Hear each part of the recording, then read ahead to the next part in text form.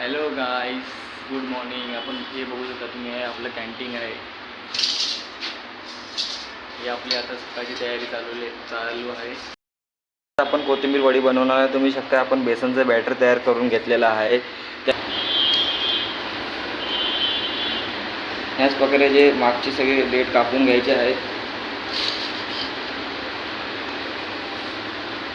आणि याला एकदम बारीक फाईनली चॉप करायचं आहे. एकदम बारीक फाईनली चॉप.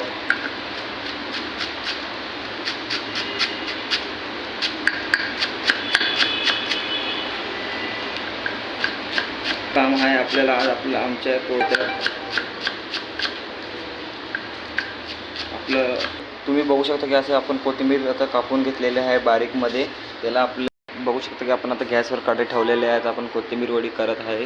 आपली सगळी कटिंग झालेली आहे इथे आणि आपण हे बेसनचं हे करून घेतलेलं आहे बॅटर तयार. चला करूया आता कोथिंबीर वडी. ठेवलेला आहे जरा गरम करायला केलेली. त्यानंतर जरा उकळून आपल्याला हळद मीठ ते सगळं टाकून त्याच्यावर आपण बॅटर टाकणार आहोत. तुम्ही बघू शकता आता पुढची रेसिपी पेस्ट टाकायची आहे. तुम्ही बघू शकता आपण टाकत आहे. त्यानंतर आपल्याला मिरची पेस्ट टाकायची आहे. तुम्ही बघू शकता आपण टाकलेली आहे. जरा कोथिंबीर वडी झणझणीत पाहिजे. ट्रेला जरा खाली तेल लावून घेऊया. पुढची तयारी आपण करून घेऊया. बघा या पद्धतीने आपण तेल लावत आहे. इथे बघू शकता त्याला उकळे आलेले आहे मस्तपैकी. आता आपण याच्यात बेसनचा तयार केलेला बॅटर टाकणार आहे. तुम्ही लक्ष देऊन बघा नीट. बॅटर टाकत आहे बघा.